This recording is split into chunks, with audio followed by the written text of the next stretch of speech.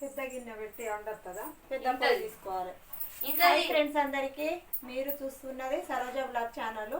నేనైతే ఇప్పుడు చికెన్ సోడాయి వండుతాను అన్నమాట. చికెన్ సోడాయి ఎట్లా వండుకోవాలో మీకైతే చూపిస్తాను.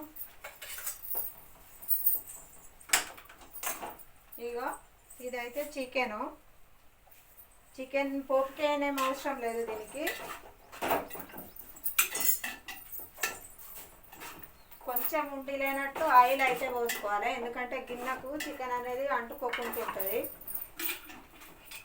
ఇగో సగం పావేడే పోతాను అన్నట్టు, సగం పావేడు కూడా కాదు, అందులో ఇంకా తక్కువ అన్నట్టు, ఎందుకంటే గిన్నెకి పట్టుకోకుండా ఉంటుంది. ఇది ఇట్లా కూడా ఆయిల్తోనే వండుకుంటాం సోడా అంటే.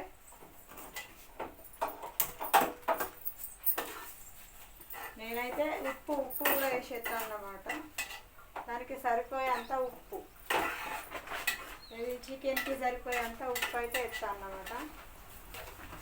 చికెన్ ఎంత వేస్తామో ఉప్పు అంతే.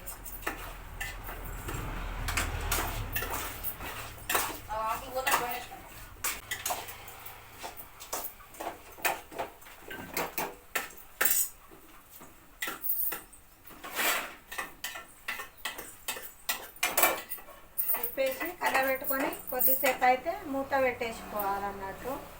దానికి ఇక డైరెక్ట్ పొయ్యి మీద వేయడమే వితౌట్ ఆయిల్. మేము చింతపండు పోసి పిసికి బ్లడ్ అయితే పట్టి పెడతాం అన్నట్టు.